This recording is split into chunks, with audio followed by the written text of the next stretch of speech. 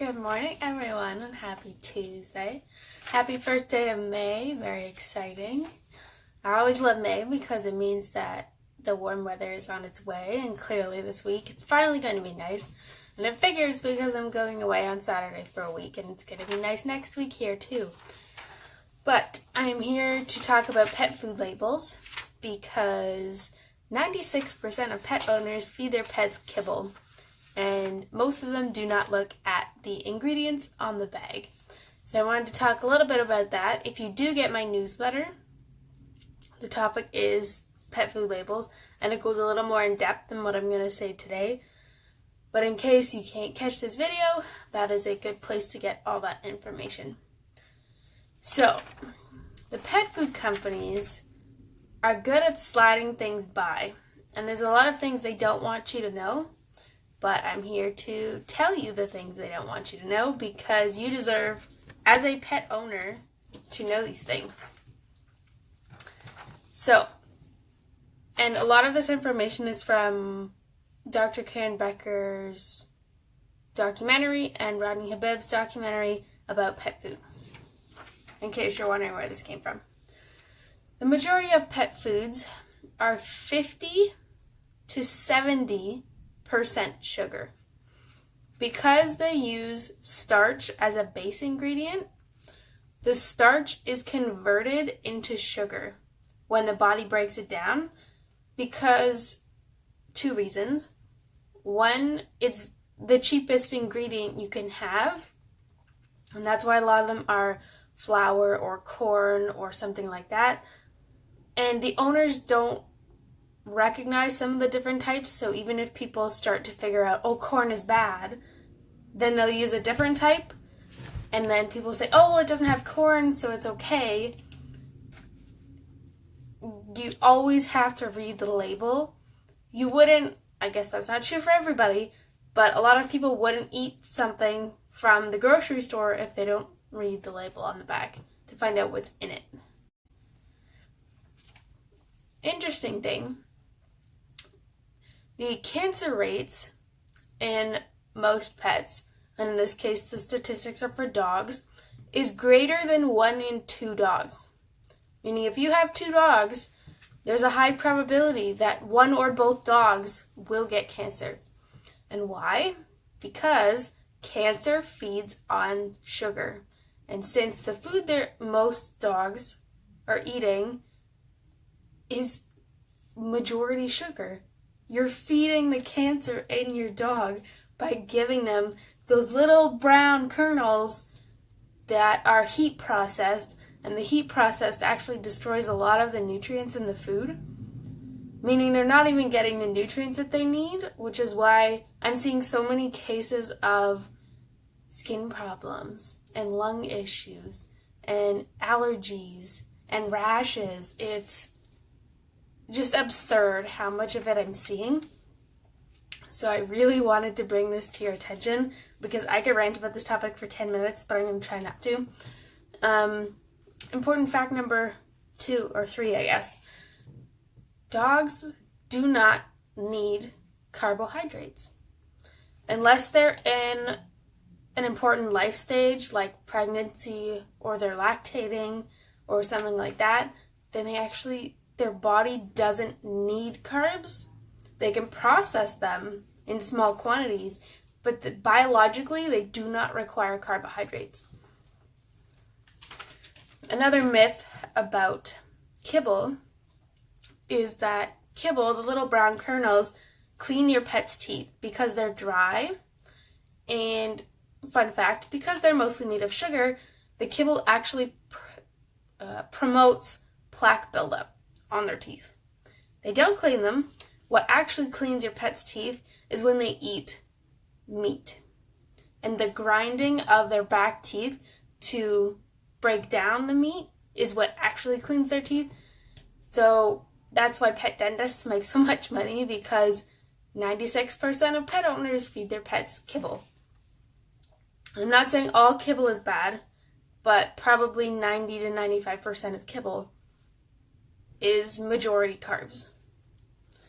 And if you haven't looked into grain-free pet foods, I did another video on that one, trying not to rant again, but I believe it's on YouTube, on my YouTube channel, if you want to go check that out, because I don't have time to do another 10-minute rant about that. High carbohydrate diets have been linked to higher rates of skin infection, ear infection, obesity, heart diseases, metabolic diseases, and cancer. Now, metabolic diseases, this can be anything related to how the body processes food. This could be diabetes, this could be a GI issue, just the whole wide array of things. Now, from the documentary that Dr. Karen Becker and Rodney Habib did, one of the main findings of their documentary was that cancer is 10% genetic. It's not as high as people think. People think, oh, well, if my dog's parent has cancer, then there's a higher rate of my dog having cancer. It's actually 90% lifestyle and environment.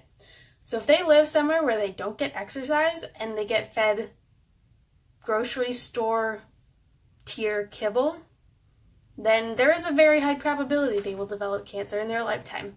Because the world we live in now, most dogs get at least some type of cancer, whether it's an aggressive type or not. Sometimes it's just a, fat deposit somewhere and it's easily removed and then they're okay, but a lot of times it's not. Now, those that feed their pets kibble that's colored, the ones that are, red and yellow and green, they try and convince you that, they're made with different ingredients, meaning, the yellow one is corn and the green one is peas and vegetables and things like that. Actually, they're just sprayed with chemicals of different colors to persuade you to see the food as more palatable. Realistically, the dog's color vision doesn't even see all the colors, so it doesn't make a difference to them. They mostly see yellow and blue, so it's more to persuade you to buy it, and it has nothing to do with the nutrients in the food. And most of the kibbles, because they are heat pressed and they're made with carbs, they have a lot of preservatives in them.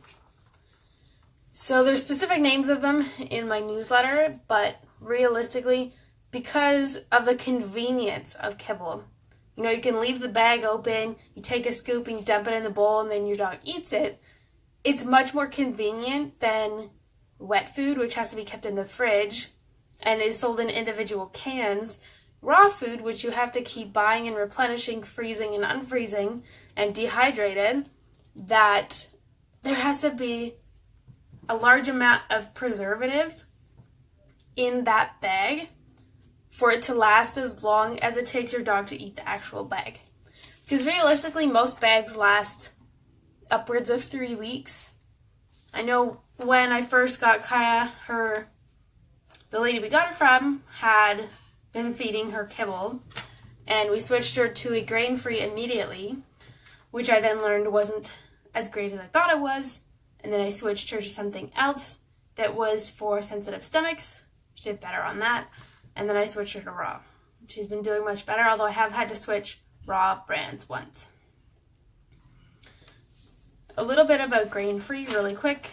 Grain-free does not mean carbohydrate-free. It just means they use different types of carbohydrates that people don't recognize so that they can pass that under the radar. Some actually have a higher starch content than regular kibble. So if your pet has allergies to specific types of starches and you switch them to grain-free, they may still have allergic reactions to what's in the food. So, all of this about what not to look for. If you are looking for a food, there are tiers of the types of food. So the absolute best food, and again, according to Dr. Karen Becker, the absolute best food is raw, straight raw, with vegetables and things either pre-mixed or added, then dehydrated, then wet food, and then kibble. And of course, if you feed kibble, try and add healthy oils for their coat, vegetables, things like that, so that they're actually getting more nutrients out of it. But what you want to look for on the specific label is the first ingredient or two should be a specific meat. So for example, chicken or beef, or it can be an organ too, but chicken again is the ingredient that is the most contaminated out of all pet protein sources. So a lot of pets have chicken allergies because it's used in the majority of pet foods, and the pet industry is starting to go away from that now because they realize that. But if the first ingredient is a carbohydrate, put the bag down. If the first ingredient is chicken meal, put the bag down. If the first ingredient is beef byproduct or beef byproduct meal, put the bag down. Because if the first ingredient is not a specific meat or dehydrated chicken, for example, this is the water weight. So what they do when they organize the ingredient list is that the first thing on the list is the highest proportion of what's in the food, but that includes the water. So if it just says chicken and then the next thing 5 ingredients are carbohydrates, the carbohydrates actually make up a larger proportion than the first ingredient because you haven't taken the water out of the chicken yet. So if it's dehydrated chicken, then that's even better. And then another meat, maybe an organ, and then some vegetables after. You want whole fruits and vegetables because a lot of times they'll just throw in the inedible parts that most people don't eat. So for example, you want carrots, you want spinach, you want apples, you want all of the good things that they need. Preferably a green leafy vegetable is really good because you never have too much iron. I mean, you can have too much of anything, but iron tends to be one of the things not a lot of pet foods have. You want to make sure the ingredients are human grade. A lot of times you can check the bag to see where the food is processed, what facility made it, and make sure if you are buying food here, try and find a Canadian brand because it's better to keep it within. Some of the US ones are pretty good, but there seems to be a lot more food contamination at pet food factories in the States than there is here. If you see a protein meal, so for example, beef meal, it means that the meat has been dehydrated and ground up into little, what looks like chicken feed, basically. This is actually not bad, and you just don't want it to be the primary source. So if it's, for example, you have fish and then beef meal, that's okay. But if it's the only meat source and then you have a whole bunch of carbohydrates after, then that's probably not a good way to go. If you see organic corn or organic barley, completely unnecessary because, again, dogs and cats do not biologically require carbohydrates. So by putting organic in the front, they're just trying to convince you that, oh, but this is a good type of corn, so it's okay for your pet, instead of just taking it out altogether because they need something to fill the mass. And any kibble realistically has to have quite a bit of starch in it because that's what forms the balls, the little kibbles. So if there isn't enough starch in it, they can't form the kibbles, which is why the grain-free kibble still has to have starch in it. There are some pet foods that have not specifically antifreeze, but close chemical relatives, let's say, of antifreeze, and you have to be very careful. I believe it's ethylene glycol and propylene glycol.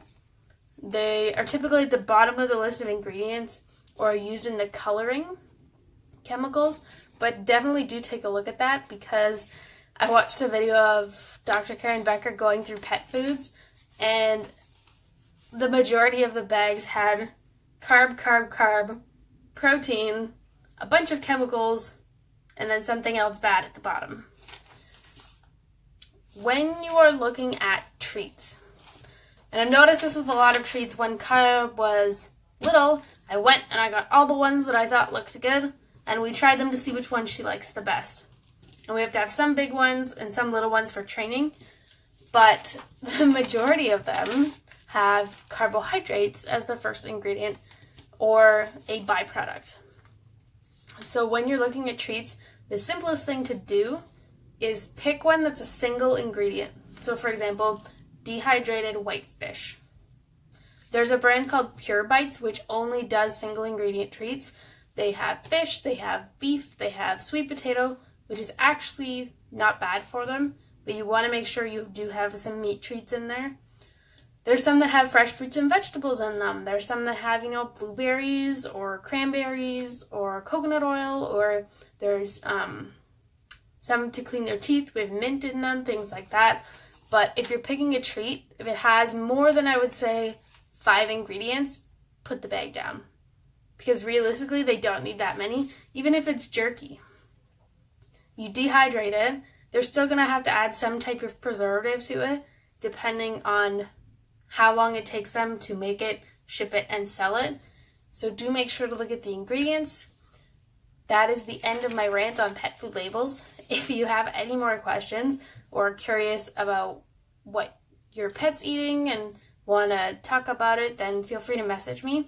I am out of the country on Saturday until the following Saturday, and then I'll be back. But feel free to email me in the meantime. I hope you have a lovely week. The weather is going to be absolutely lovely. It's supposed to be 20 or something today. Crazy. Get out there and have some fun. And I will see you in 2 weeks. So there is not a live video next week because I will be out of the country. But the week after, I'll be doing a live video on responsible pet ownership. So have a good time, and I'll see you later.